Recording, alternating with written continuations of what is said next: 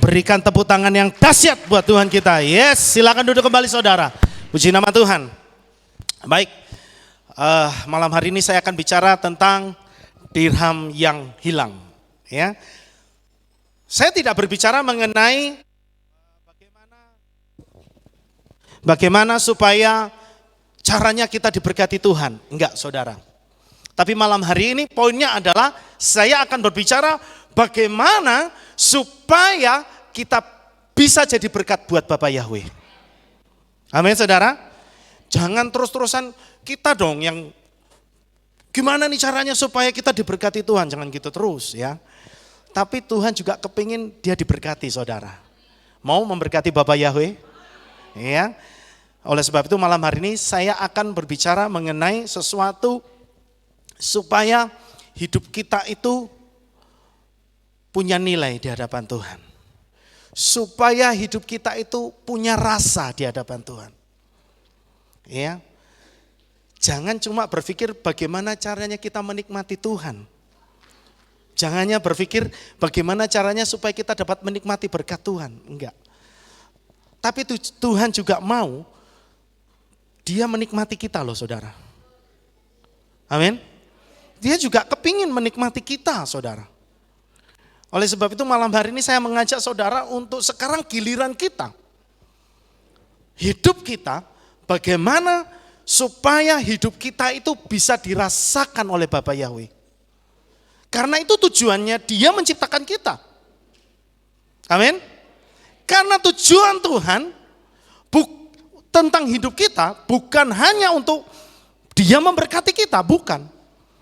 Tetapi dia juga kepingin menikmati hasil ciptaannya. Itu saudara. Ya, nah baik, malam hari ini saya akan bicara tentang dirham yang hilang. Apa itu dirham, saudara? Hah? Apa itu dirham? Mata uang. Ya. Nah, saya akan ajak saudara untuk membaca di dalam, coba next. Lukas 15 ayat 8 sampai 10. Demikian bunyi firman Tuhan. Atau wanita manakah yang mempunyai 10 dirham, jika dia kehilangan 1 dirham, tidak menyalakan pelita dan menyapu rumah, serta mencarinya dengan cermat sampai dia menemukannya. Dan setelah menemukannya, dia memanggil sahabat-sahabat dan tetangga-tetangga sambil berkata, bersukacitalah bersamaku karena aku telah menemukan dirham yang telah aku hilangkan. Demikian pula aku berkata kepadamu, sukacita akan terjadi di hadapan para malaikat Elohim karena 1 orang berdosa yang bertobat. Saudara, di sini jelas diceritakan ada seorang wanita yang punya berapa dirham? 10 dirham. Tetapi dia kehilangan berapa? 1, saudara. 1 dirham. Ketika dia kehilangan 1 dirham, apa yang dilakukannya? Dia ublek-ublek rumahnya. Betul ya? Dia sampai delosor-delosor. Kan gitu toh? Sampai berangkang-berangkang.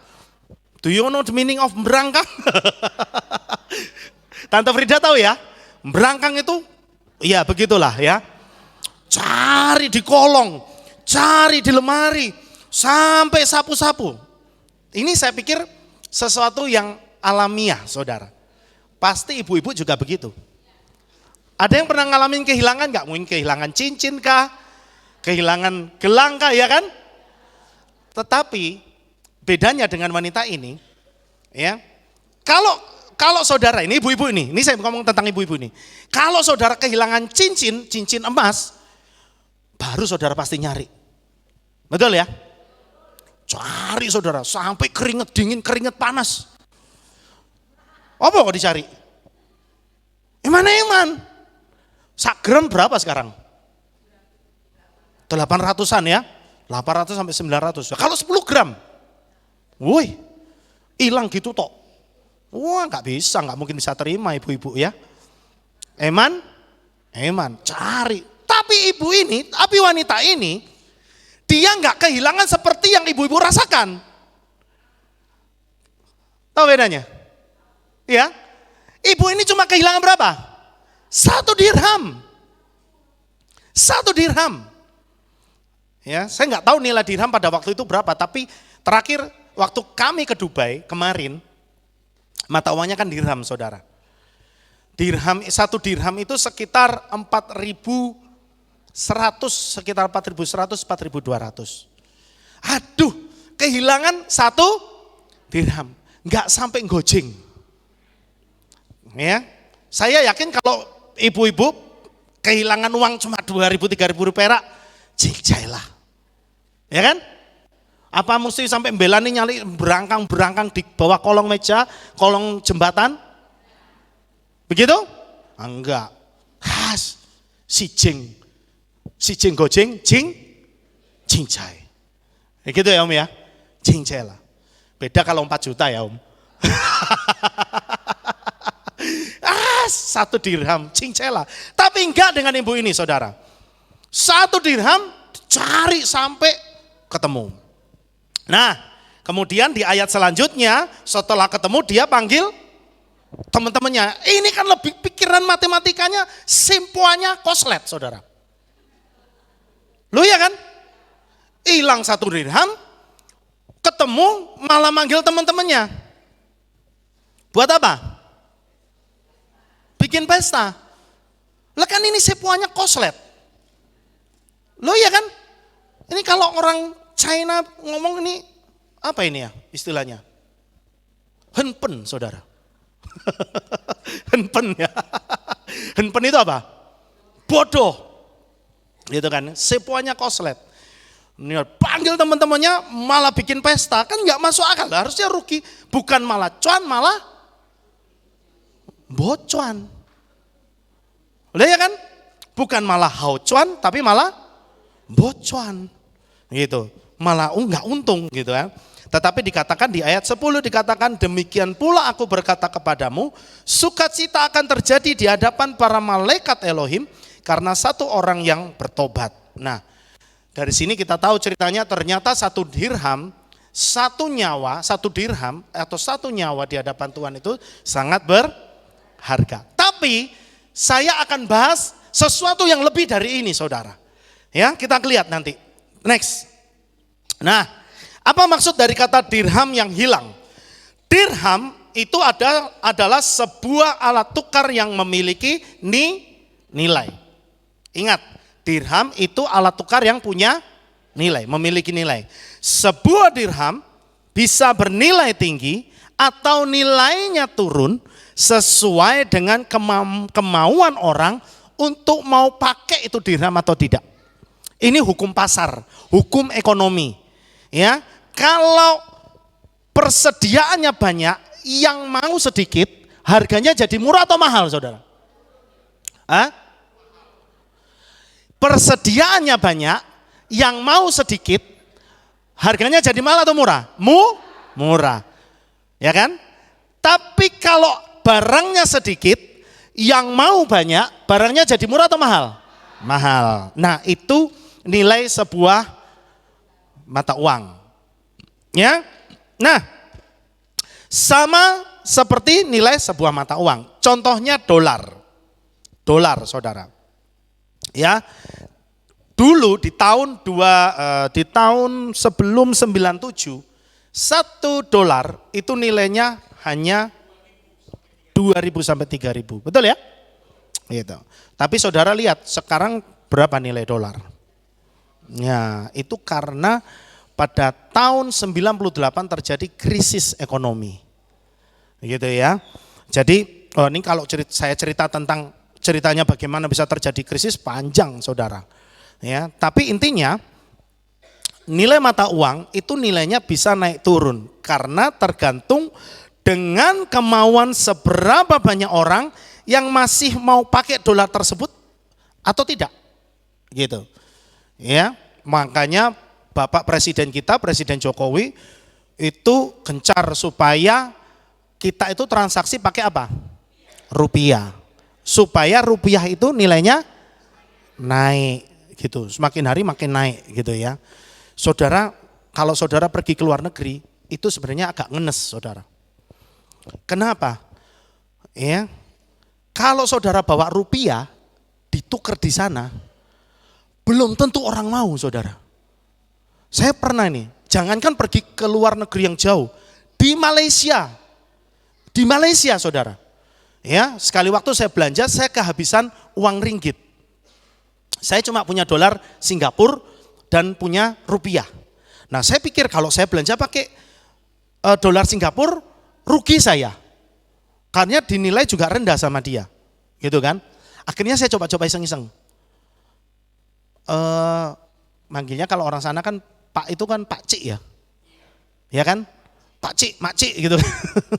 Pak Cik, saya beli baju waktu itu. Ini saya bayarnya pakai dolar Singapura bisa? Oh, bisa. Gitu. Boleh. Tapi saya mikir, oh kok eman-eman. Kalau rupiah? Oh, rupiah tak.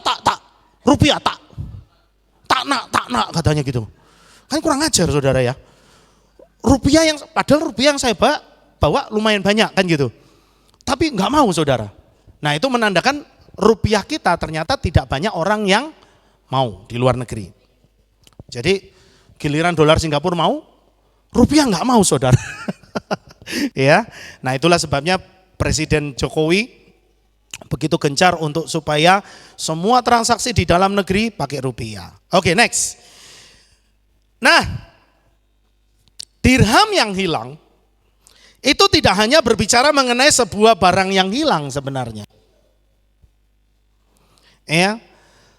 Dirham yang hilang itu tidak hanya berbicara mengenai sebuah barang yang hilang yang ingin saya bahas malam hari ini. Tetapi juga bisa berarti sebuah nilai yang hilang. Ya. Tidak hanya berbicara mengenai barangnya yang hilang, tapi nilainya juga bisa hilang. Artinya begini, yang seperti saya contohkan tadi. Saudara, kalau saya punya uang 100.000 rupiah, di sini nilainya gede atau kecil? Cukup gede lah. Ya, satu lembar uang 100.000 itu kan nilai yang paling tinggi dalam satuan mata uang kita ya. Ya, tetapi itu nilainya hilang ketika kalau saya bawa ke Malaysia. Terbukti apa? Mereka tidak mau terima. Jadi barangnya ada, tapi nilainya juga nggak ada. Itu juga bojai. Tahu saudara? Bojai tahu? Percuma.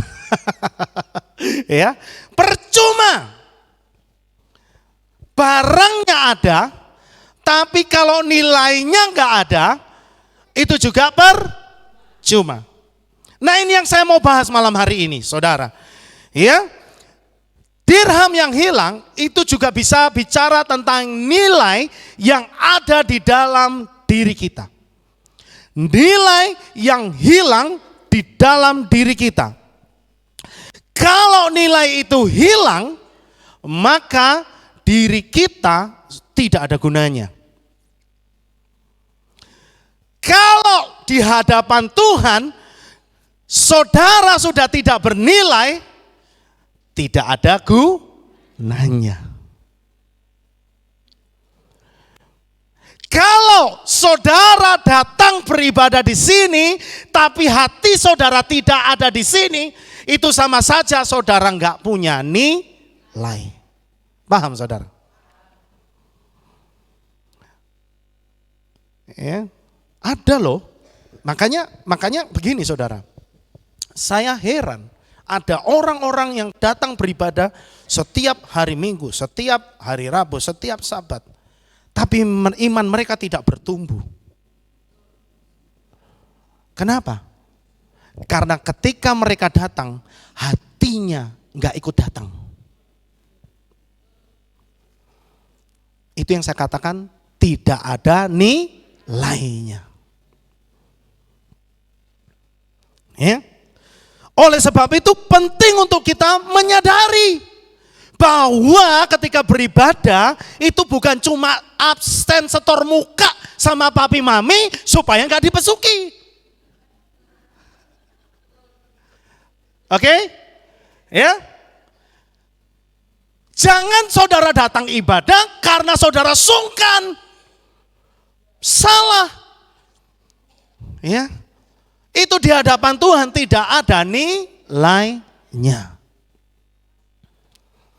Barangnya ada, tapi enggak ada nilainya. Kita bisa kehilangan sebuah nilai kalau hidup kita di hadapan Tuhan tidak ada gunanya. Saya mau tanya kepada saudara, ya, siapa di sini yang sudah jadi orang percaya 20 tahun? Iya. 30 tahun? 40 tahun? 50 tahun? 60 tahun? Nah, 70 tahun ada?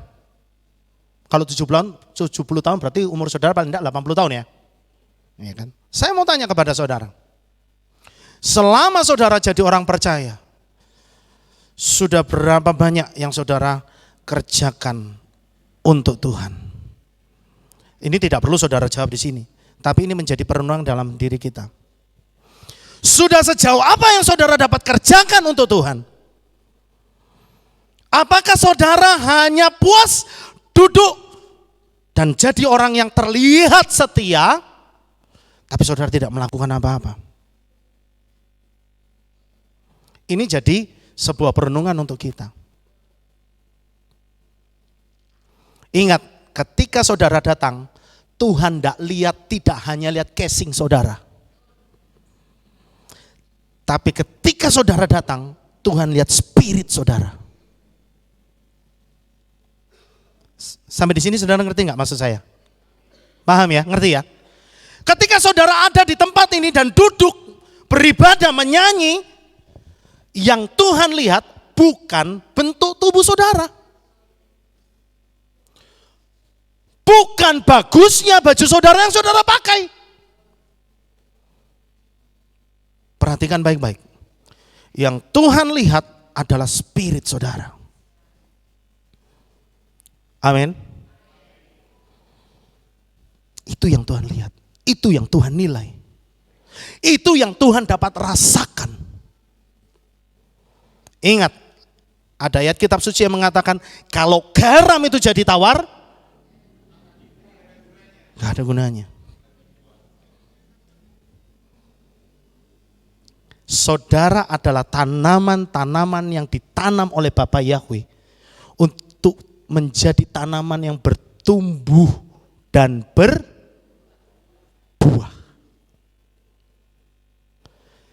Kalau Bapa Yahweh itu adalah pemilik kebun anggurnya, pemilik kebun buahnya, apa yang dia harapkan dari pohon yang dia tanam itu? Buah yang tawar, tentu yang manis. Ya kan? Tentu yang manis. Nah, itu kehidupan kita, saudara. Itu yang harus kita kerjakan buat Tuhan. Bagaimana kita membawa hidup kita supaya jadi manis buat Bapa Yahweh. Amin. Karena yang dia harapkan dari hidup kita adalah buah yang manis. Ingat, dia juga kepingin merasakan, mengecap betapa manisnya hidup kita. Ya. Next. Nah, Esau tidak dapat jatah berkat yang besar. Karena Esau tidak menyadari betapa besar nilai sebuah kesulungan yang dia miliki. Esau ingat, karena dia meremehkan, betul ya? Kenapa dia meremehkan? Karena dia nggak tahu, karena dia nggak menyadari betapa besar nilai sebuah hak kesulungan.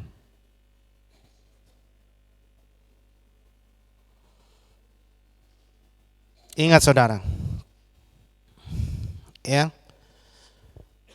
saya jadi ingat Kalau saudara itu dibeli, diselamatkan, dibeli dengan darahnya Yesua,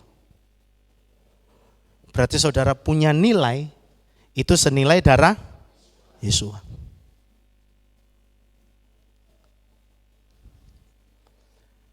Mahal atau murah?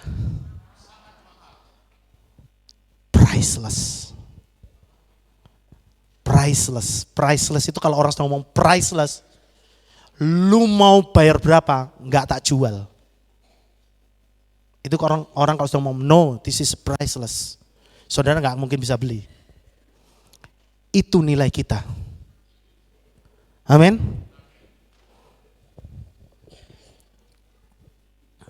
Kenapa? Harus Yesua yang turun. Kenapa harus Yesua yang turun? Ingat, nyawa ganti nyawa. Itu sudah hukumnya. Mata ganti mata, gigi ganti gigi, nyawa ganti nyawa. Saya jadi merenung, kenapa harus Yesua? Ingat, darahnya domba sama darahnya manusia, mana lebih bernilai? Darah manusia. Jadi belum cukup. Tapi kalau darahnya Yesua dengan darah kita, mana lebih mahal? Darahnya Yesua. Tapi Yesua mau berikan darahnya. Amin. Buat kita. Dan kita yang tadi harusnya harganya murah, jadi apa saudara?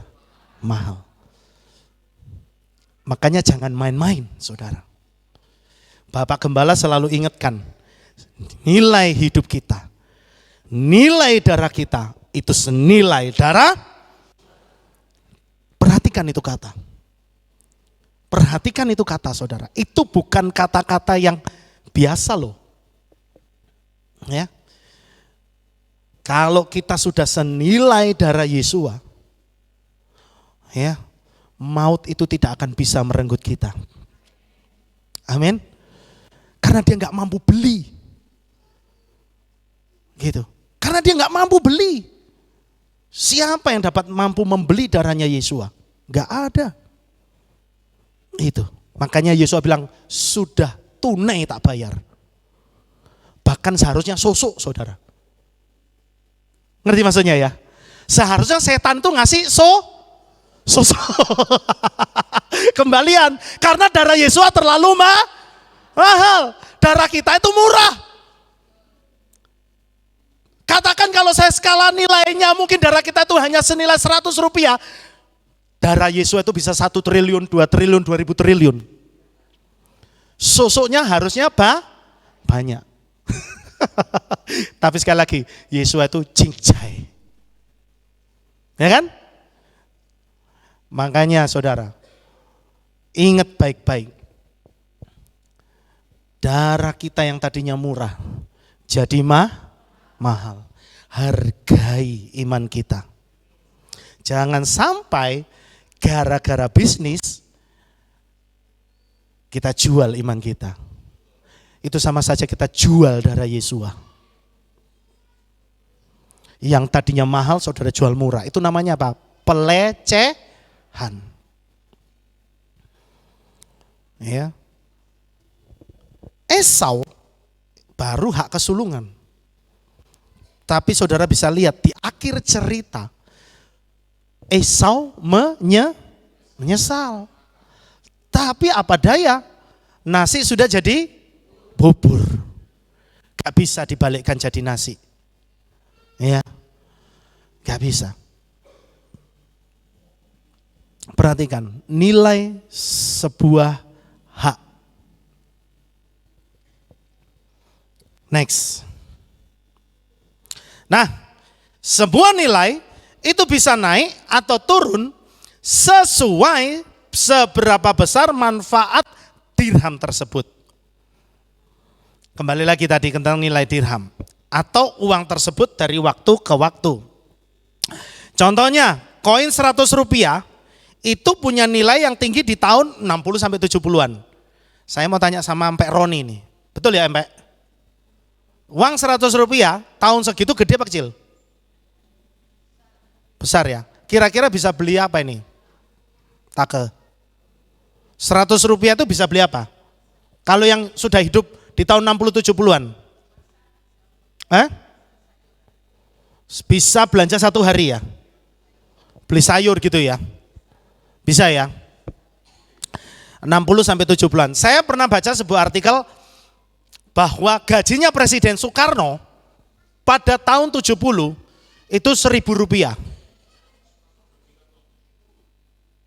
Ya, tahun 70-an kalau nggak salah. Saya pernah baca tahun 70 itu kan masih Soekarno ya. Oh. Berarti tahun sebelum 70 ya Brisco ya. Nah, pokoknya ya tahun sebelum itu berarti. Ya. Gajinya presiden 1.000 rupiah, Saudara. 1.000 rupiah. Lah kalau sekarang yang guyu tok toh. Gitu, bayar saudara ke toilet aja, ke toilet umum bayarnya berapa? 2.000. Wah, gak nyocok Saudara. Apalagi kalau saudara di Israel, satu orang bayarnya $1. $1 berarti 15.000. Satu. Gitu ya. Nah, tetapi 100 rupiah di tahun 2023 sekarang ini sudah angel untuk ditukar. Betul ya? Saudara belanja di Indomaret, hampir saudara nggak bisa dapat kembalian 100. Biasanya karena nggak ada uang 100 dikasih apa? Permen. Gitu ya, dikasih permen. 500 berarti kadang-kadang 500 itu bukan 5 permen Saudara. Oh donasi malah. 500 itu kalau kembalian 500 biasanya kalau dikembalikan permen itu paling cuma 2-3 butir. Betul ya? Berarti kan nilainya sudah lebih kecil lagi gitu kan, satu permen bisa lebih, berarti sekitar 200 rupiahan gitu.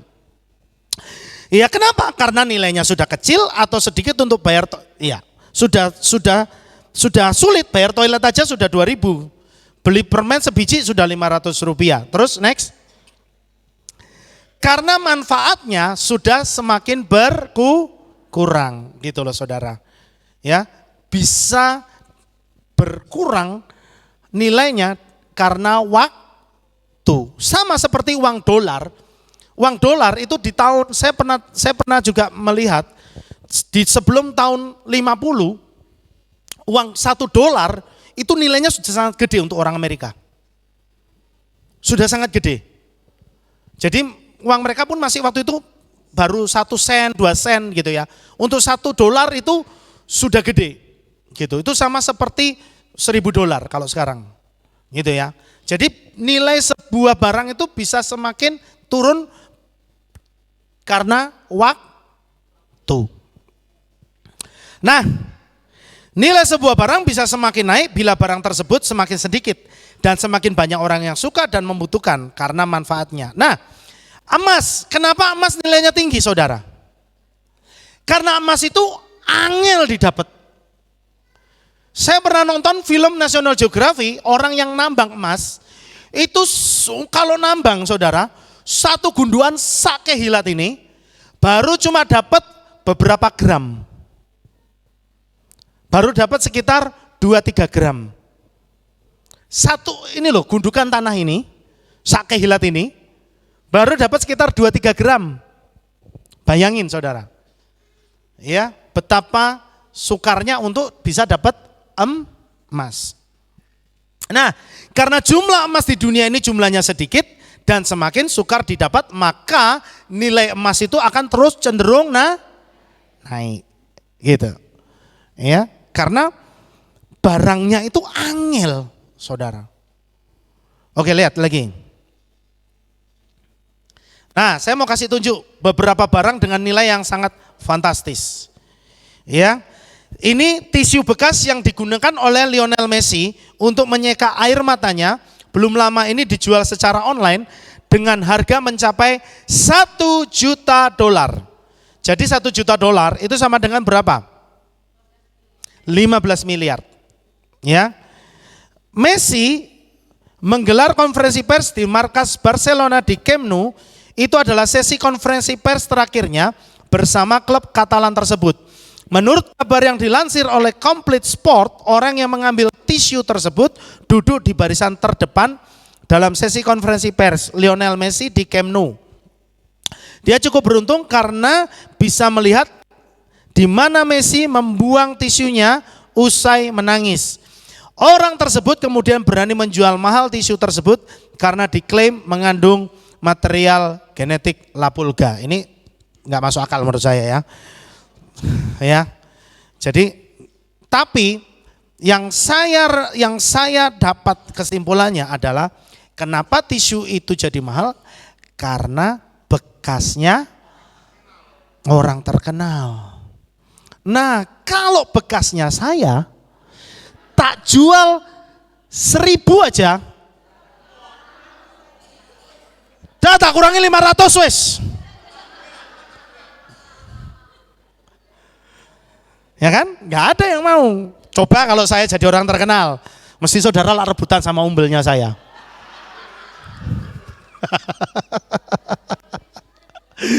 Ya.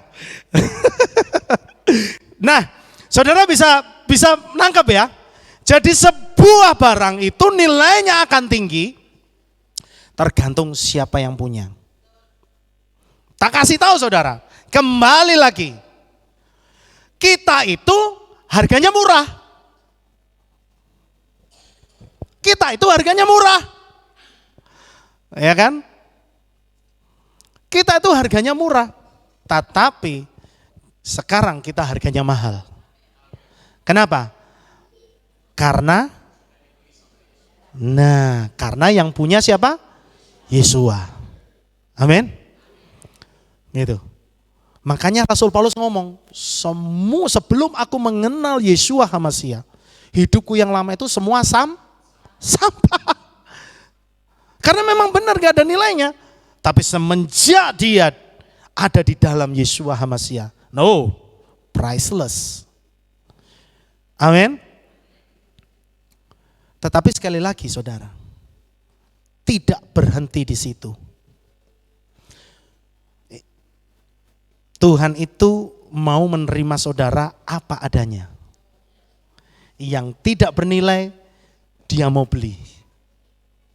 Betul kan?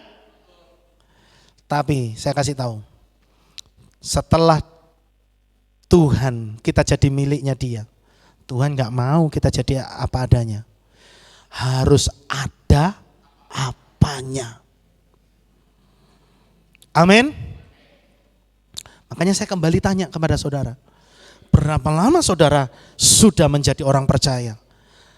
Hitung dan mulai saudara merenung, sudah seberapa jauh saudara melakukan sesuatu untuk Tuhan.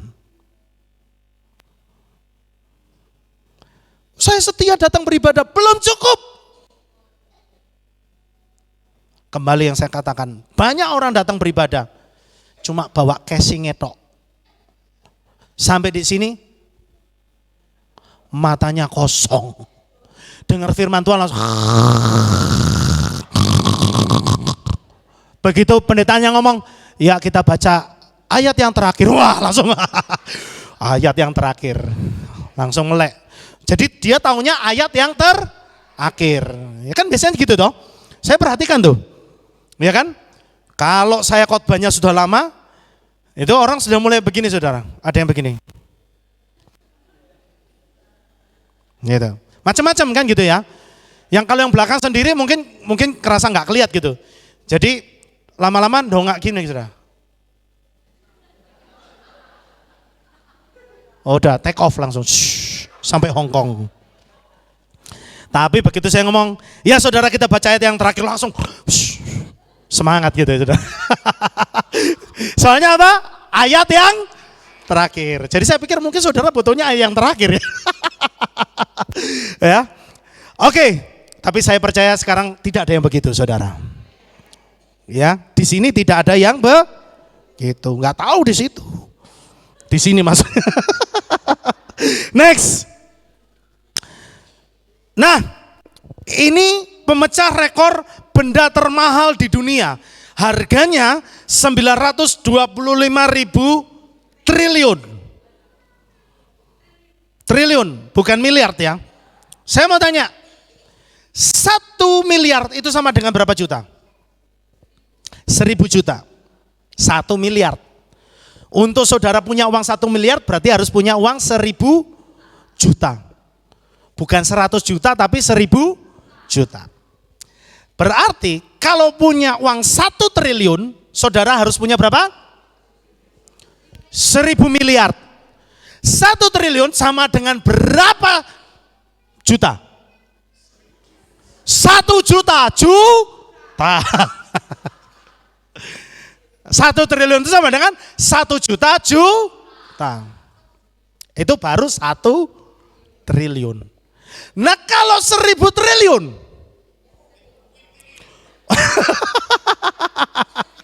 Iya. Saudara, di atasnya triliun apa? Kuadriliun atau kuantiliun? Kuintiliun, oke. Di atasnya kuantiliun? Di atasnya kuadriliun sama kuantiliun sama, Brisco. Sama, kan 4 ya. Di atasnya kuadriliun itu apa? Ini beneran saudara ya. Sekali waktu ini, saya itu jadi merasa bodoh saudara. Ya, saya harus akui. Gini, karena satu saat kita itu kan kalau mau tidur doa bareng nih. Sama anak-anak kan, sama istri, anak berdoa bareng kita. Nah itu giliran. Tapi memang saya sengaja kasih gilirannya itu Afram, Kenan gitu. Saya seminggu sekali. Biar dia yang mimpin. Gitu kan, latihan. Sampai kadang mereka bosan, kok Afram lagi? Gitu. Kok Kenan lagi? Gitu. Papi, ya sudah seminggu sekali. Nah sekali waktu, gilirannya si Kenan berdoa saudara.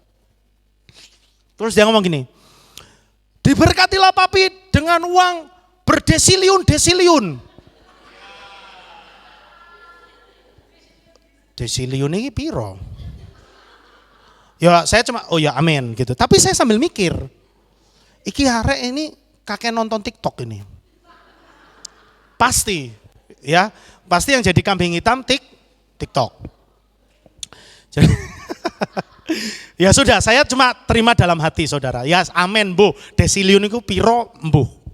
Gitu. Tetapi dia selalu berdoa seperti itu. Diberkatilah papi dengan uang berdesiliun-desiliun. Amin. Tapi aminnya tuh koyo kurang mantap gitu saudara ya. Ya kan gitu. Nah sekali waktu si Elis itu penasaran. Ono gak sih desiliun itu? Dicari. Saudara tahu desiliun itu berapa? Itu pangkat 8. Ya, jadi dia pangkat, jadi kalau kuadriliun kan pangkat 4 ya. Ini pangkat 8. Dan itu jumlah terbesar dari jadi dia pangkat 4 dari triliun. Pangkat 4 dari triliun. Dan jebule ono tenan saudara. Saya sudah sekolah sampai kuliah, saya nggak tahu desiliun. Tapi anakku modalnya nonton TikTok, tahu desiliun saudara. Lah kan saya jadi malu toh. Saya pikir, wah, sejak saat itu kalau dia berdoa, diberkatilah papi dengan uang berdesiliun-desiliun, saya lang mantep ngomong, amin gitu saudara ya. Ya kan? Lihat ya. Oke, kita kembali. Ini saya tidak akan bahas banyak lama di sini. Jadi ini ada sebuah benda, dia kecil cuma 1 gram saudara. Nilainya 925.000 triliun. Kecil, dan ini disebut benda antimateri. Nah, saudara tahu kegunaan benda ini itu apa? Untuk menghidupkan mesin CERN. Jadi mesin CERN itu menghidupkan mesin CERN bukan pakai solar, bukan pakai pertamak, enggak nutut saudara bahan bakarnya. tetapi pakai bahan yang namanya antimateri. 1 gram itu 925.000 triliun. Hanya untuk menghidupkan mesin CERN. Ya. Coba saudara perhatikan, ya. Nah, ini benda termahal sampai hari ini. Belum ada benda yang ya itu dapat berapa ratus ribu tisunya umbelnya Messi kira-kira. Ya. Oke, next. Jadi saudara, apa yang membuat sebuah barang memiliki nilai yang tinggi? Karena sejarahnya. Ya, pot bunga welek. Tapi kalau yang punya itu Napoleon Bonaparte, maka pot bunganya yang welek itu jadi mahal. Gitu. Tapi kalau pot bunga yang bagus kayak yang wah, tapi itu punya saya di Cawang, ya nilainya standar. Paling di antara sekitar 25.000, 50.000. Gitu ya. Jadi karena sejarah. Ya. Karena yang kedua, barang itu nilainya tinggi karena siapa yang punya. Gitu. Kemudian yang ketiga karena bahannya. Gitu saudara. Next. Nah, satu lagi, kaos bergambar rapper asal negeri Paman Sam ternama Snoop Dogg, milik pengusaha pakaian bekas asal Sukabumi, Jaenal Mutakin. Jadi ini ada ceritanya, ada pemuda pengusaha pakaian bekas asal Sukabumi. Dia pada waktu kulaan baju bekas itu ada satu kaos yang nyasar di dalam, yaitu kaos bekasnya Snoop Dogg. Snoop Dogg ini salah satu rapper terkenal di Amerika Serikat. Ya, saudara tahu kaosnya itu ternyata terjual seharga 2.500 atau sekitar 36 juta. Kaos bekas, saudara. Padahal ia membelinya hanya seharga 150.000. Jainal menceritakan kalau kaos bekas itu ia temukan ketika sedang menyortir baju-baju bekas yang biasa ia beli untuk dijual kembali. Ternyata dari tumpukan baju bekas itu ada kaos Snoop Dogg Rap Tee. Tentu kala itu ia seperti merasa menemukan harta karun. Sebab kaos itu memiliki nilai jual tinggi di pasaran. Dia bilang begini, sebenarnya banyak penilaiannya kenapa bisa mahal, mulai dari tahun rilis, seninya, grafiknya, gambarnya, artisnya, dan bandnya. Intinya lebih ke historis kaos tersebut. Dan saya gak niat untuk jual. Banyak tawaran masuk juga mulai dari seller Indonesia. Ada yang berani 18 juta, 20 juta, dan 25 juta. Tetapi gak saya lepas karena saya tahu harganya masih di atas 30 juta. Pinter nih orang ini ya. Dia tahu nih kaos ini harganya mahal. Tiba-tiba ada orang asal USA menawar bajunya seharga 2.500. Transaksinya juga sangat simpel dan cepat. Dia hanya nanya harga dan size, langsung menit itu juga deal. I'll take it dan transfer. Kata Zainal. Bahkan setelah bajunya resmi dijual, 10 menit kemudian ada lagi orang yang menawar dengan harga yang lebih tinggi, yaitu 3.500 US dollar, 50 juta. 10 menit kemudian saudara. Ya, tapi karena sudah kadung deal dengan pembeli pertama, maka tawaran yang lebih tinggi itu ditolak. Next. Nah, saudara, sekarang kita kembali tadi barang. Barang itu biasanya akan semakin mahal kalau usianya semakin tua. Ayo kita bandingkan dengan manusia. Mari kita melihat, kalau manusia semakin tua, semakin mahal apa semakin murah?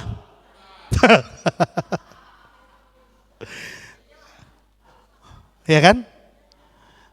Ironis loh.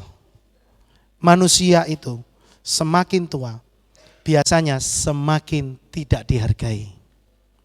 Kenapa? Satu, Karena dia sudah mulai kehilangan kemampuan. Dulu dia punya tenaga yang perkasa. Tapi karena usianya sudah tua, tenaganya sudah hilang. Dulu dia punya pemikiran yang jenius.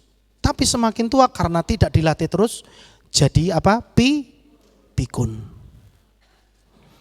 Dulu dia begitu gagah dan berwibawa. Karena semakin tua jadi tukang ngompolan. Betul atau tidak, saudara? Dulu bau badannya itu bau wangi parfum Versace. Sekarang karena sudah tua, bau minyak caplang. Iya kan? Betul kan? Ayo, siapa yang salah? Tiap malam oles-olesnya itu, saudara. Iya kan? Aduh, adem oles. Padahal dulu olesannya apa, saudara? Body lotion kan? Wah, sekarang nyangin. Itulah manusia. Itulah manusia. Ya kan? Semakin tidak mampu berbuat banyak, sehingga dirasa menjadi beban. Di Singapura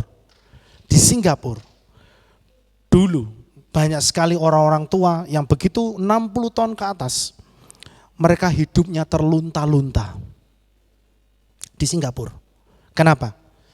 Saya katakan orang-orang di sana itu sangat kurang ajar menurut saya. Anak-anak mudanya ya. Mereka merasa ketika orang tua mereka sudah tidak sanggup hidup mandiri, mereka merasa orang tuaku jadi beban. Ada yang kalau masih baik dititipkan panti jompo. Tetapi maaf, ketika dititipin panti jompo, enggak dibiayain, saudara. Ditinggal. Itu yang pernah saya tahu. Ya, sampai satu ketika, bahkan ada yang sampai maaf dibuang di hutan. Ya, tahu-tahu diturunin di pinggir jalan, sudah. Jadi orang kalau sudah tua itu kan biasanya suka lupa ingatan ya. Lupa ingatan ya. Kalau dia ditaruh di hutan, bisa pulang enggak? Enggak bisa. Ya sudah, sampai mati. Itu kalau yang kejam. Nah, sampai satu ketika Perdana Menterinya itu siapa namanya? Lee Kuan Yew yang sebelumnya ini ya. Itu dia buat kebijakan akhirnya. Ya, dia buat kebijakan setiap orang yang sudah lansia, tergolong lansia, maka diberikan fasilitas oleh pemerintah untuk tetap bekerja. Jadi saudara kalau yang pergi ke Singapura, saudara jangan heran ketika saudara masuk bandara, di toilet saudara ketemu emak-emak nyapu-nyapu, ngepel gitu ya. Itu supaya apa? Mereka tetap dapat duit, dapat kerja, hidupnya mandiri. Tidak bergantung oleh anak-anak mereka. Kedua, supaya orang tua itu tetap merasa dihargai karena mereka masih bisa berfungsi. Ya. Manusia semakin tua, semakin tidak dihargai. Karena dianggap nilainya sudah sangat berkurang. Ya. Next. Coba kita renungkan.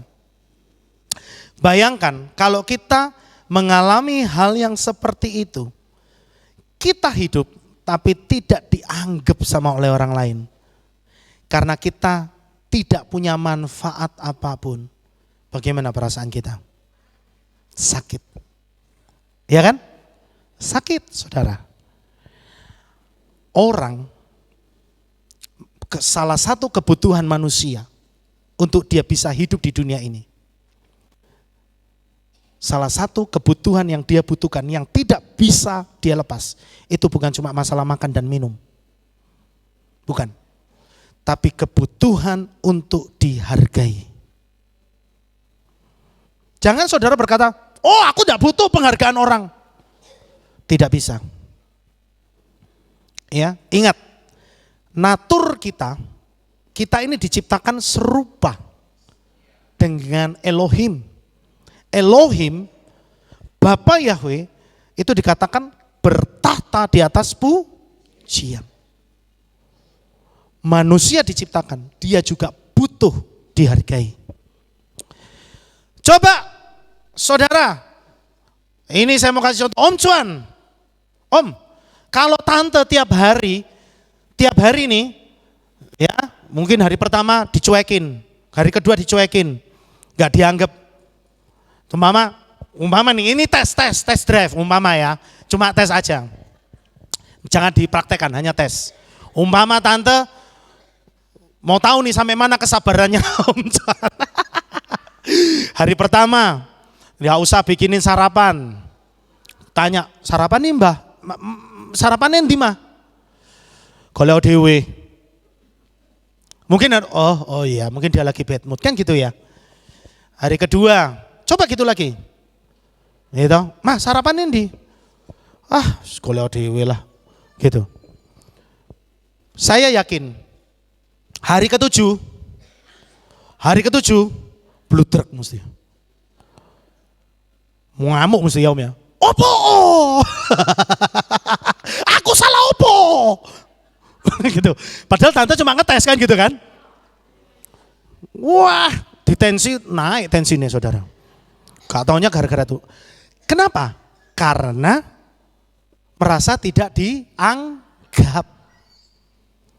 Manusia, dia akan menjadi orang yang berubah, yang tadinya baik jadi jahat, kalau dia kebutuhan dihargainya tidak ada.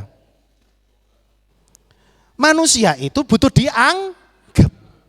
Makanya sukar manusia itu hidup sendiri. Ya. Nah, sama meskipun orang tua, dia butuh dianggap. Dia butuh dihargai. Karena dia merasa aku nih masih punya nilai. Tapi orang lain melihat, sudah enggak ada nilainya. Next. Nah, 6 kehilat yang dicela oleh Tuhan karena tidak memiliki nilai. Saya kasih tahu, apa saja yang dicela? Ada 6 kehilat. Ada 7 kehilat tapi 6 yang kehilat yang dicela. Yang pertama, di Efesus. Saudara bisa baca, Efesus pasal 2 ayat 4. Tuhan mencela jemaat yang ada di Efesus karena apa? Karena kasihnya jadi tawar. Kalau saudara hidup menjadi orang percaya, tapi saudara mengasihi Tuhan dan kasih saudara terhadap Bapa Yahweh jadi tawar, hilang rasanya. Tuhan jadi sedih.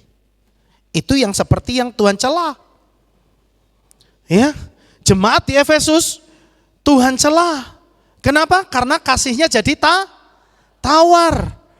Saudara, Tuhan ingatkan kembali sama kita.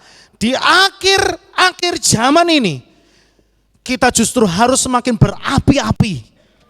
Semakin mencintai Tuhan. Jangan sampai kasih kita jadi tawar. Amin. Semakin sungguh-sungguh di dalam beribadah. Ayo, saya masih melihat loh saudara. Ketika saudara memuji Tuhan dan ketika saudara diajak, mari kita menyembah Tuhan. Yang tadinya saudara begini, saudara langsung begini. Nunggu apa? Nunggu lagu berikutnya. Saya katakan, saudara harus berubah. Ya. Saudara harus berubah. Ya, saya harus ngomong ini kepada saudara. Karena kita ini adalah keluarga. Amin. Jangan sampai dari kita ada satupun yang tertinggal karena tidak terangkat. Kasih yang jadi tawar itu menjadi salah satu sebab kita tidak terangkat. Makanya Tuhan cela. Yang kedua, jemaat yang di Smyrna. Karena apa? Kesetiaannya yang hilang. Ini sama seperti fenomena yang terjadi sekarang ini. Sebelum diberkati, dia berdoa setia minta sama Tuhan supaya Tuhan berkati hidupnya.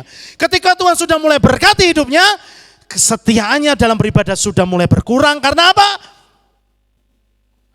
Karena bisnisnya rame. Akhirnya dia lebih berat kepada bisnisnya. Waktu ibadahnya dikurangin. Ini yang Tuhan cela. Kesetiaan yang hilang. Oleh sebab itu saudara, firman Tuhan juga mengingatkan, jangan tinggalkan jam ibadah.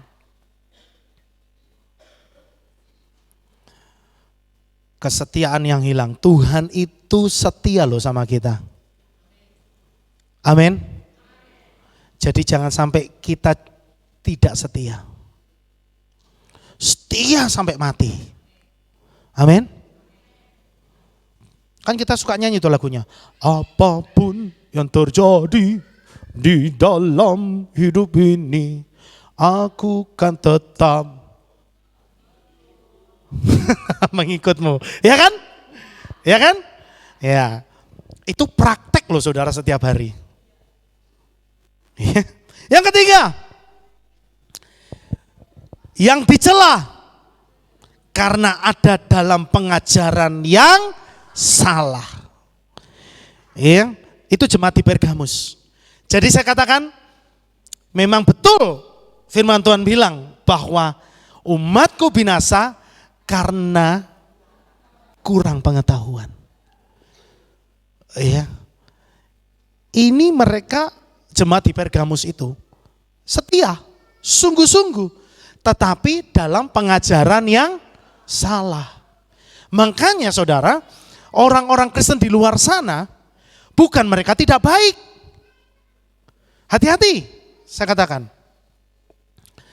Mereka itu orang-orang yang baik, tapi sayang, mereka ada dalam pengajaran yang salah.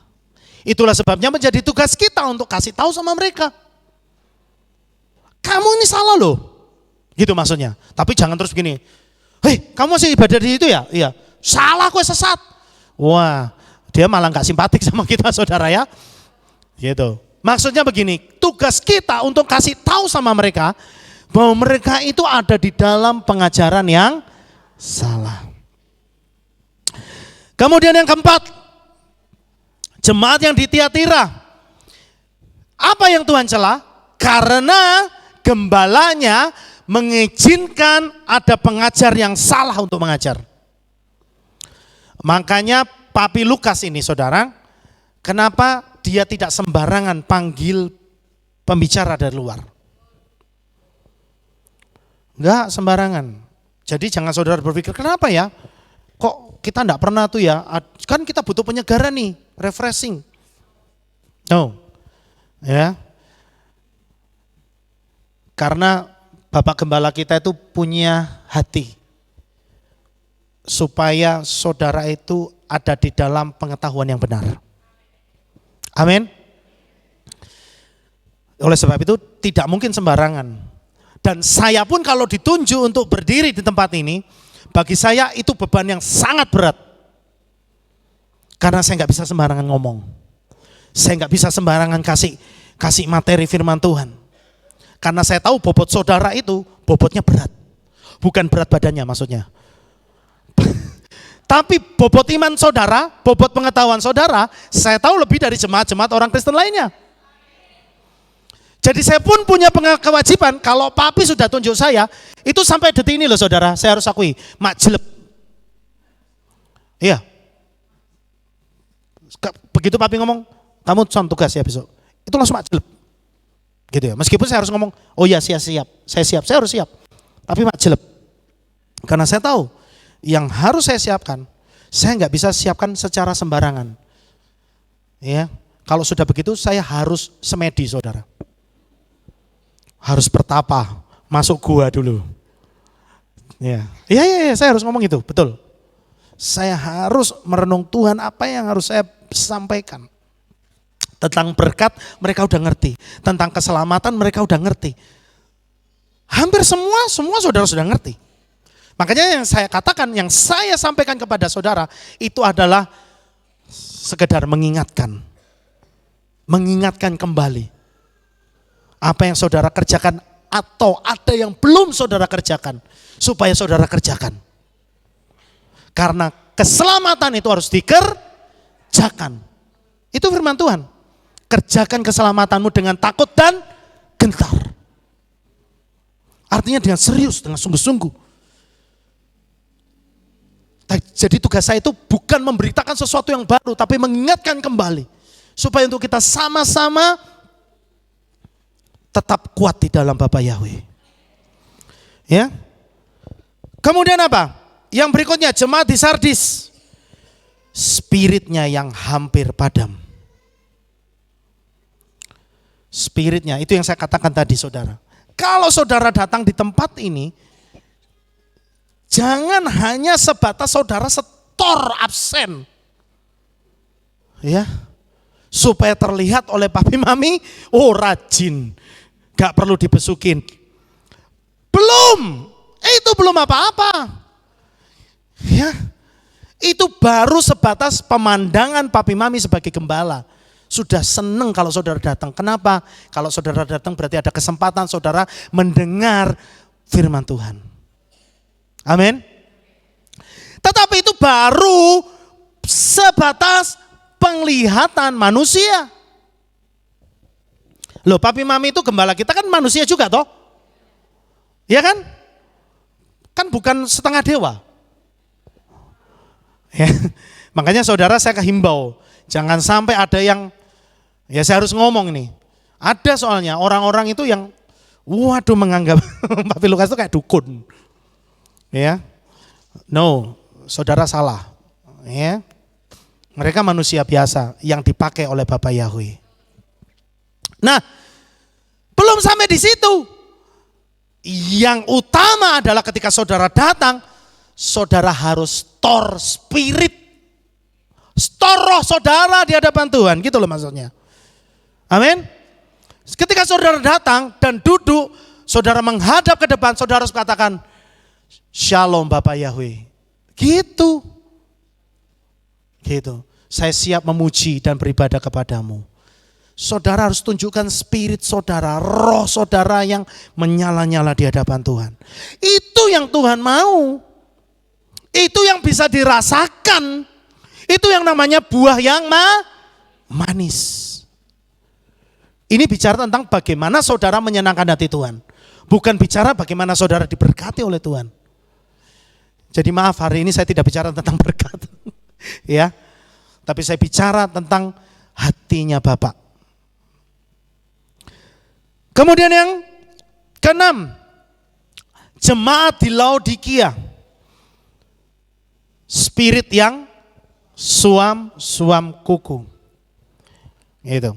Sedilu wah hot, sedilu adem. Panas adem, panas adem, panas adem. Ya. Kalau saudara ketemu sama makanan yang anyep-anyep, enak enggak kira-kira? Kalau panas, sing panas sisan, ya toh? Kalau dingin, dingin sisan. Nek anyep-anyep, deh. Lu ya toh? Makanan yang anyep-anyep tuh, wah, nggak enak saudara. Pasti dimuntahkan, itu Tuhan bilang. Makanya saudara kita jangan sampai jadi orang yang, ya pokoknya saya datang, itu suam-suam kuku loh. Ya pokoknya saya melayani wong saya dijadwal. Ya saya datang, wong saya ini jemaatnya Pak Lukas sudah lama. Saya katakan, itu suam-suam kuku. Ada lagi yang begini, pokoknya saya nganut Pak Lukas wes. Embo Pak Lukas ngajar ke opo, saya manut. Salah. Saya kasih tahu nih sama saudara. Itu salah. Yang saudara ikut itu siapa? Pak Lukas atau Bapak Yahweh? Nah. Salah. Kalau saudara, wes pokoknya aku ngikut Pak Lukas wembor, sing diajarke apa? Sekali waktu manusia bisa salah. Itulah sebabnya tugas kita untuk berdoa supaya Bapak Gembala kita terus diberikan hikmat yang benar. Bukan terus, wes pokoknya surga manut rokok katut. Salah. Amin. Makanya saya perlu luruskan nih. Saudara ditanam di tempat ini, ya, bukan hanya jadi jemaatnya Pak Lukas, tapi jemaatnya Bapak Yahweh yang digembalakan oleh Papi Lukas. Sampai kapan? Sampai Tuhan Yesus datang. Amin. Jadi ayo, makanya saya menghimbau kembali kepada saudara, ayo sing semangat. Tuhan mau kasih kita hadiah kehilat yang baru, yang gede. Amin. Jadi saudara harus semangat. Gitu loh saudara. Ya, jangan, kalau saudara ini sudah bagus nih sekarang, tapi jangan berhenti di sini. Harus lebih dahsyat lagi. Kalau ibadah yang lebih semangat lagi. Kalau memuji Tuhan yang lebih berapi-api lagi. Tuhan kasih hadiah yang lebih gede lagi. Gitu. Ya, next. Nah, belajar dari jemaat di Philadelphia. Wahyu pasal 3 ayat 7 sampai 11. Dan tuliskanlah kepada malaikat gereja di Philadelphia, dia yang kudus, yang benar, yang memegang kunci Daud, yang membuka dan tidak seorang pun menutup, dan dia menutup dan tidak seorang pun membuka, mengatakan hal-hal ini. Aku tahu perbuatan-perbuatanmu, lihatlah, aku telah menempatkan di hadapanmu sebuah pintu yang terbuka dan tidak seorang pun dapat menutupnya. Karena engkau memiliki kekuatan yang kecil tetapi dan memelihara apa saudara? Firman Tuhan dan tidak menyangkal belajar. Saya renungkan, ini berarti apa? Setia. Tuhan cuma minta saudara itu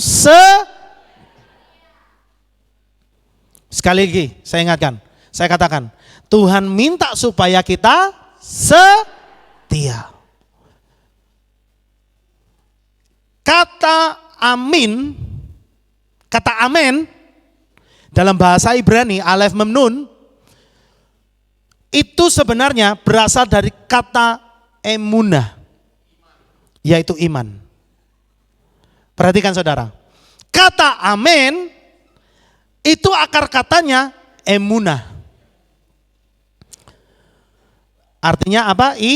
Iman. Ketika saudara diberi, ketika Bapak Gembala memberikan birkat kohanim dan saudara katakan amin, artinya apa? Ya, aku percaya. Itu kan iman toh? Emunah. Tapi ingat, emunah itu artinya apa saudara? Bukan cuma iman, tapi emunah itu setia. Kalau saudara itu beriman, berarti saudara siap untuk makanya firman Tuhan bilang, iman tanpa perbuatan, perbuatan apa? Setia. Saudara bisa ngomong I love you Tuhan, tapi kalau saudara tidak pernah praktek untuk mencintai Tuhan, sama saja saudara mati. Yang Tuhan mau lihat dari saudara bukan cuma ngomong toh aku mau setia, aku percaya. Tuhan mau lihat mana setiamu. Sampai di sini saudara paham? Setia itu membutuhkan waktu. Bukan langkah awal yang menentukan saudara selamat, tapi langkah yang terakhir. Kalau sudah bicara mengenai langkah awal dan langkah terakhir, ada rentang waktu. Di dalam rentang waktu ini saudara mau isi dengan apa? Pengkhianatan, penghujatan, atau kesetiaan? Isi dengan kesetiaan. Dan saudara akan dapat mahkota yang besar. Ingat, Tuhan tidak pernah hutang. Makanya orang yang sungguh-sungguh setia, dia pasti melakukan banyak hal, perbuatan-perbuatan baik buat Tuhan. Kalau saudara setia sama Tuhan, saudara mencintai Tuhan, saudara bisa setia sama Tuhan, saudara akan selalu berpikir untuk pekerjaan Tuhan.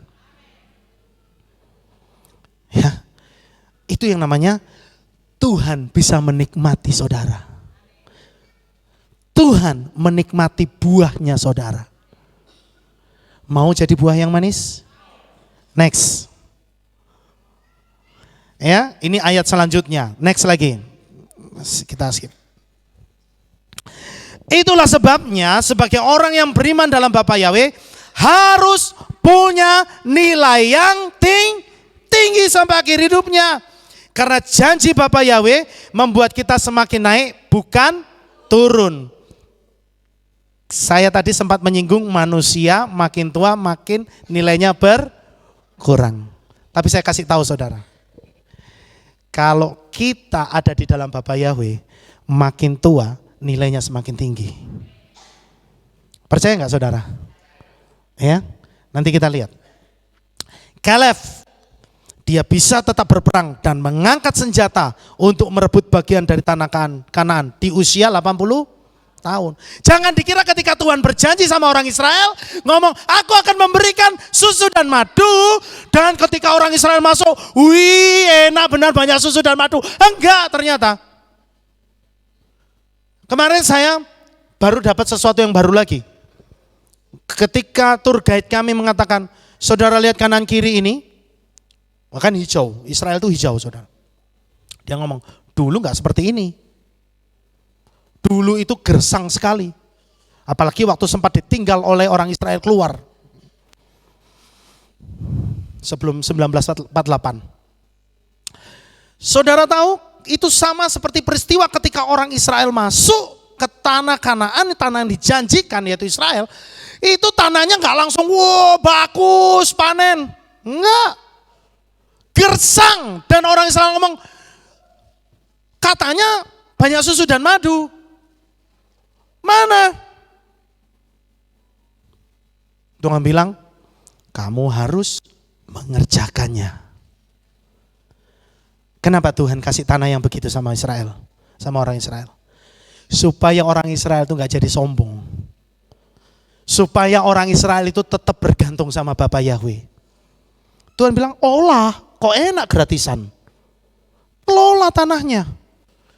Baru ketika mereka kelola, Tuhan berkati. Saudara, menurut saudara ketika Tuhan menjanjikan susu dan madu, madu apa itu? Ayo. Wah, Prisco saya kasih bocoran. Saya kasih tahu ya, di Israel itu lebah itu sedikit, nggak banyak. Ya, dulu saya berpikir susu dan madu, madunya itu madu lebah. Ternyata bukan madu lebah, tapi madu kurma. Kenapa? Karena ternyata ketika saudara masuk ke Yeriko, itu hamparan sepanjang hamparan yang saudara lihat, itu pohon kurma. Nah, barulah mereka memproses kurma itu jadi madu. Saudara tahu harga madu kurma itu nggak murah loh saudara. Saya kemarin itu dikasih, ya dapat dari tokonya. Itu satu botol gini isi berapa itu? 300 mili kalau nggak salah. Harganya $40. Itu kalau uang rupiah sekitar 600.000. Mahal. Tetapi ternyata madu kurma itu khasiatnya memang bagus. Jadi sebenarnya ini saya kayak jualan jadi ya. Enggak, saya enggak jualan. Ya. Jadi ternyata ini katanya mereka gitu kan, katanya orang Israel. Khasiatnya madu kurma itu lebih baik dari madu lebah. Gitu ya. Yang seperti apa ya? Saudara nanti bisa Google sendiri deh. Ya. Raja Daud tetap jadi raja sampai hari tuanya dan dikatakan dia puas dengan semua yang dimilikannya. Wow. Orang, saya pikir begini ya. Salomo memang diberkati dengan luar biasa.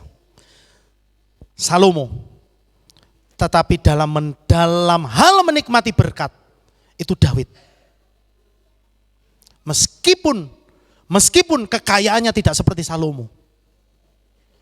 Tapi Daud dikatakan dia puas Saudara, kalau sudah ngomong puas, itu berarti semua dia sudah dapatkan. Betul? Semua dia sudah bisa nikmati.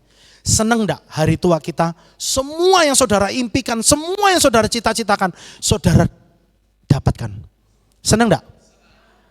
Ketika saudara dapatkan, saudara akan ngomong apa? Puas aku. Betul ya?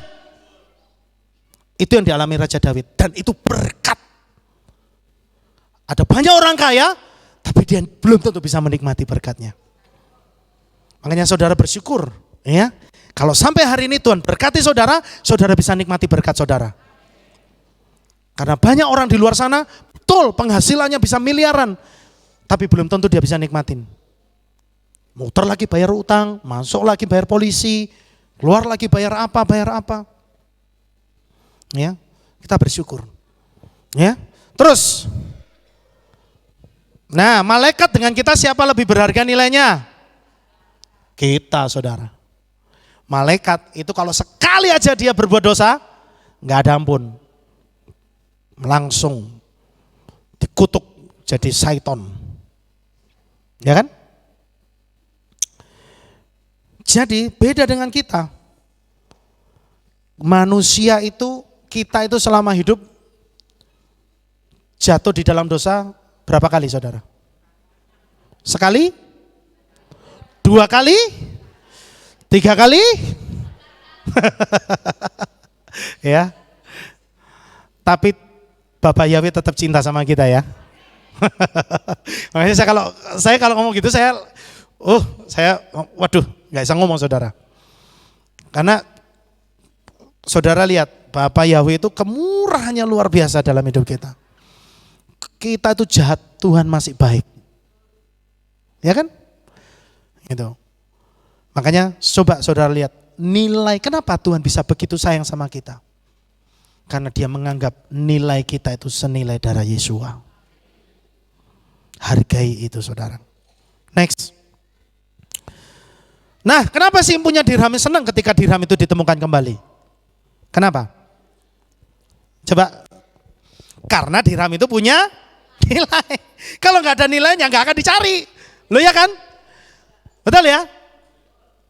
Kenapa Tuhan merindukan saudara bisa datang ibadah dengan sungguh-sungguh? Karena saudara punya nilai. Gitu. Karena saudara itu bernilai. Satu aja saudara gak datang, satu kali aja ibadah saudara gak datang, Tuhan cari. Amin. Buktinya apa? Ketika saudara gak datang, sekali saudara gak datang, Tuhan cari, buktinya apa? Didatangi sama Mami Lukas dan tim kunjungan. Betul gak? Betul kan? Karena Tuhan yang suruh. Ya. Itu karena saudara berharga. Ya. Terus coba renungkan, kenapa dalam perumpamaan tersebut kok Yesus itu pakai contoh gender seorang perempuan? Ayo. Karena perempuan itu kalau ngomong duit kikrik. Betul enggak? Halo ibu-ibu? Iya kan? Barang harga 5.000 ditawar, nawarnya sadis lagi, 1.000 ayo. Ya kan? Tandanya apa? Kalau perempuan itu ngomong ke duit mesti teliti. Mesti eman. 50 rupiah saja dikejar saudara. Kan gitu dong? Ya sama, saya berpikir, saya renungkan. 10 dirham, cuma 1 dirham dikejar saudara. Itu perempuan, hatinya perempuan. Hatinya seorang perempuan. Jadi hatinya Bapak Yahweh itu juga kayak perempuan saudara. Satu aja dari saudara gak kelihatan, Tuhan cari. Karena apa? Tuhan itu eman sama saudara. Itu saudara ya. Next. Jadi seberapa besar nilai kita di hadapan Tuhan? Senilai darah Yesua. Makanya Bapa Yahweh turun ke dunia jadi manusia Yesua untuk beli kita dengan darahnya. Ya, karena nilai kita itu dianggap senilai darahnya Yesua. Saya akan terus ngomong ini supaya saudara menghargai betul. Menghargai betul anugerah yang Tuhan sudah kasih buat kita. Amin. Enggak main-main saudara. Terus. Ya, karena dirham itu bisa kembali bermanfaat. Uang 1 miliar kalau enggak ada 100 rupiah bisa disebut 1 miliar? Berapa sebutnya?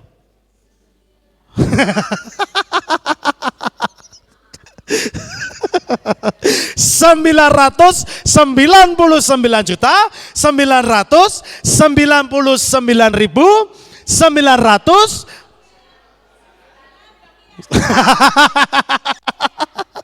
Ya itu pokoknya ya. Jadi saudara bisa bayangin tuh, 1 miliar tidak akan lengkap kalau tanpa 100 rupiah. Ya, coba saudara bayangkan, itu nilai kita. Jadi jangan ada lagi yang merasa, wah aku ini bisa apa. Saudara sejak dipanggil jadi orang percaya, saudara pasti diberikan kemampuan. Jadi nggak ada yang bodoh di sini, nggak ada yang orang nggak bisa apa-apa. Semua saudara dipanggil, dipilih Bapak Yahweh menjadi orang-orang yang hebat, itu pasti. Gitu loh. Tanamkan dalam hati dan pikiran saudara. Saudara adalah orang-orang yang hebat, orang-orang yang sukses, orang-orang yang diberkati, orang-orang yang pintar, orang-orang yang berhikmat, gitu. Amin. Terus. Nah, jadi yang perlu dirunkan adalah sudah berapa lama saudara jadi orang percaya? Sudah berapa banyak yang dapat kita lakukan buat Tuhan? Jangan sampai kita menjadi dirham yang kehilangan nilainya. Tapi jadi dirham yang bernilai tinggi. Artinya dirham yang bernilai tinggi itu dirham yang dibutuhkan banyak orang. Coba kita lihat selanjutnya, masih ada ya. Nah, ini ayat terakhir. Mazmur 92 ayat 13 sampai 16. Dikatakan begini. Orang benar itu akan bertumbuh subur seperti pohon kurma. Amin. Dia akan bertumbuh seperti pohon aras di Libanon. Mereka akan ditanam di dalam bait Yahweh, di pelataran Elohim kita. Ingat ya, ini ayat ini coba saudara renungkan. Ditanam di mana saudara? Di padang gurun? Di dalam bait Yahweh, di pelataran Elohim kita. Perhatikan, mereka akan tumbuh dengan subur. Bukan tumbuh dengan sakit-sakitan, tapi tumbuh dengan apa? Subur. Mereka akan tetap berbuah pada apa? Hari tua. Jadi saudara, saya katakan, jangan lagi merasa aku sudah tua, sudah gak bisa apa-apa. Jangan pilih saya untuk pelayanan Pak Jim, saya sudah tua. No, firman Tuhan bilang, mereka akan tetap tumbuh subur dan berbuah pada hari apa? Pada hari tua.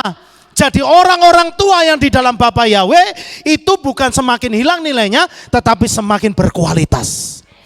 Saya suka sama Om Ho. Om Ho ini saya acungi jempol.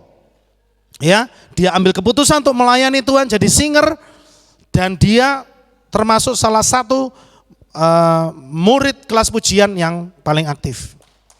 Ya, tepuk tangan. Usianya sudah nggak muda, nggak mungkin dong. Kalau saya pun nggak tahu usianya pasti berapa ya. Tapi nggak mungkin Om Ho ini saya ngomong Om Ho umur 25 ya. Lah kan saya bohong sama dia. Paling kira-kira paling enggak mesti umur 50 lebih kan Om? Berapa Om? Loh kok ketawa Om? Nggak apa-apa Om. Sama saya buat motivasi. Berapa Om? 9 ah? Berapa? Oh 60. Nah kan 60 kan? 60, tapi beliau mau punya keputusan ambil sikap untuk melayani Tuhan. Jadi kapan giliran saudara untuk lebih maju lagi nih? Jangan cuma ngomong saya tak belakang panggung. Belakang panggung iya, di depan panggung iya. Amin. Ya, kalau saudara dikasih talenta Tuhan lebih, pakai lebih. Jangan cuma satu. Saya percaya setiap orang di sini, semua ini yang saudara di tempat ini, nggak ada talentanya cuma satu, nggak ada. Nggak ada. Semua Tuhan sudah perlengkapi saudara lebih dari satu talenta. Itu pasti. Ya. Oleh sebab itu saudara, Dikatakan mereka akan tetap berbuah pada hari tua, mereka akan gemuk dan seger. Loh, hari tua tapi tetap seger. Ya, coba lihat tuh, kalau Bapak Yahweh yang menyertai dan memberkati hidup kita, umur itu cuma jadi angka. Ya, seperti Pak Roni ini, sudah umur 74 ya Om. Tapi masih keker saudara. Ya, saya termotivasi saudara ya. Jadi hari tua itu akan tetap gemuk dan segar. Untuk apa saudara? Untuk menyatakan bahwa Yahweh itu benar. Ya, artinya apa? Untuk memuliakan nama Bapa Yahweh. Bukan untuk mencari kemuliaan diri sendiri, tetapi untuk membuat Tuhan itu bangga sama kita. Jadi saudara, saya ingatkan kembali, ya, tua itu cuma angka. Percayalah, Tuhan sudah angkat saudara itu makin hari makin tinggi. Makin hari saudara akan berbuah semakin banyak. Saudara akan semakin diberkati. Saudara akan semakin sehat. Saudara akan semakin hidupnya dipenuhi dengan kebahagiaan. Dan Bapa Yahweh selalu memberkati saudara sampai Dia datang kembali yang kedua. Amin buat firman Tuhan. Mari kita tunduk kepala. Terima kasih Bapak Yahweh, malam hari ini Tuhan, biarlah firman-Mu menguatkan kembali, mengingatkan kami kembali untuk kami dapat selalu memberkati Engkau dalam hidup kami Bapa. Terima kasih Bapak Yahweh, dipermuliakanlah nama Bapak Yahweh untuk selama-lamanya. Jadikan kami alat-Mu, pakailah setiap kami supaya kami menjadi berguna dan bernilai di hadapan-Mu Bapa. Terima kasih Tuhan, terima kasih Bapak Yahweh. Terus Tuhan, pelihara kami di dalam tangan kasih-Mu sehingga kami terus dapat memberikan buah yang manis bagi Engkau. Terima kasih Bapak Yahweh, berkati firman-Mu, berkati jemaat-Mu sekalian di tempat ini. Di dalam nama Adonai Yeshua HaMashiach kami mengucap syukur dan berdoa. Sama-sama kita berkata, amin. Kita akan lihat pengumuman saudara. Shalom, berjumpa kembali dalam Aleph Tau Update News. Berikut pengumuman minggu ini.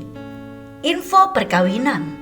Akan dilangsungkan pemberkatan perkawinan pasangan Naftali Nike Yuliana Sagita dengan Yohanes Prianto pada hari Sabtu 25 Februari 2023 pukul 9 pagi di Kehillat Aleph Tau Magelang. Pengumuman ini disampaikan sebagai informasi saja.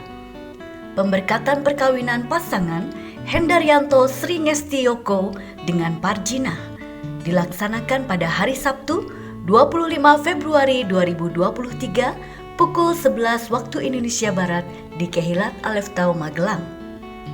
Info Hari Raya. Hadirilah perayaan Purim yang dilaksanakan pada hari Senin 6 Maret 2023 pukul 6 sore di Kehillat dengan tema Sukacita Surga. Demikian pengumuman minggu ini. Sampai jumpa di Aleph Tau Update News selanjutnya. Bapak Yahweh memberkati. Dia saya serahkan kepada Bapak Gembala. Ya, mari saudara-saudara kita akan akhiri kebaktian kita. Saya mengundang jemaat Tuhan kita bangkit berdiri, kita tutup dalam doa. Terima kasih Bapak Yahweh, selesai sudah ibadah kami dari awal pertengahan sampai pada akhirnya. Bentar lagi kami akan kembali pulang ke rumah kami masing-masing. Jaga lindungi peliharakan kami sampai di rumah dengan selamat. Tutup bungkus kami dengan kuasa-Mu. Kami percaya umat-umat-Mu diberikan kekuatan, kesehatan, damai, sejahtera, perlindungan, bahkan berkat-berkat besar atasnya. Terima kasih Bapa, pertemukan kembali kami dalam ibadah mendatang. Terpujilah Engkau di dalam nama Adonai Yeshua HaMashiach. Kami sudah berdoa. Mari kita angkat tangan kita dan kita akan menerima berkat Kohanim. Haleluya. Yevarechecha Yahweh wa yishmereka.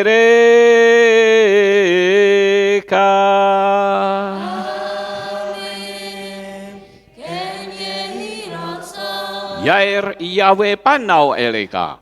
Wihuneka.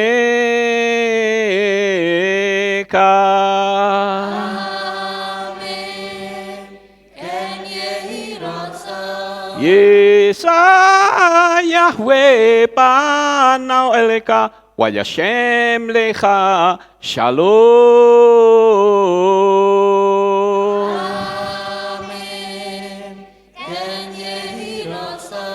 Baruk atapair ufaruk atabatadeh. Engkau akan diberkati di kota maupun kau diberkati di ladang. Amin. Baruk peripitne kau friatmat kau frifahim teka syekar alape kawes teroconeka.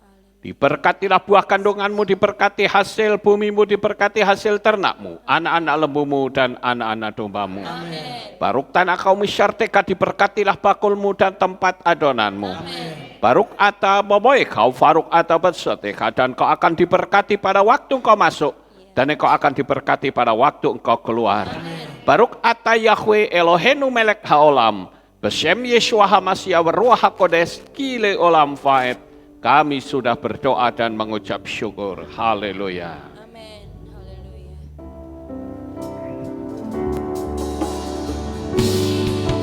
Haleluya.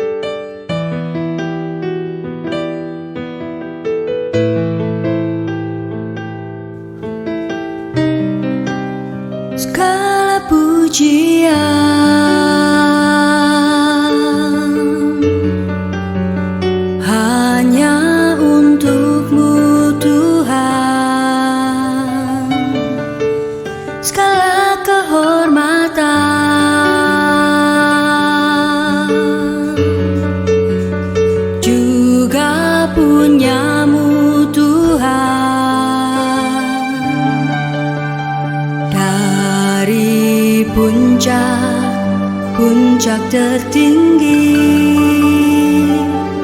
sampai lembah terlandai, semua karya kasih cintamu, sujud menyembah Sang Maha Pencipta.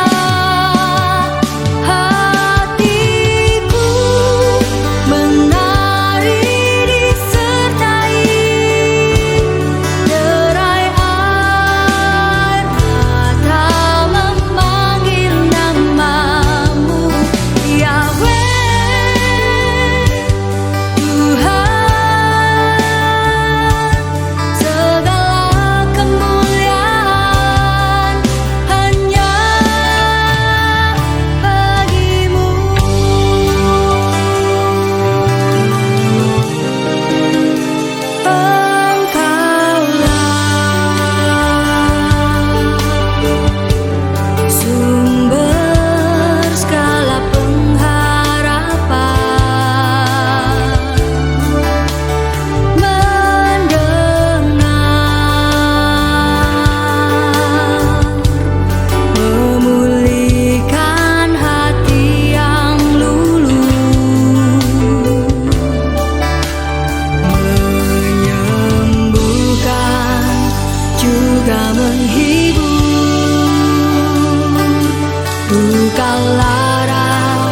menjadi bahagia.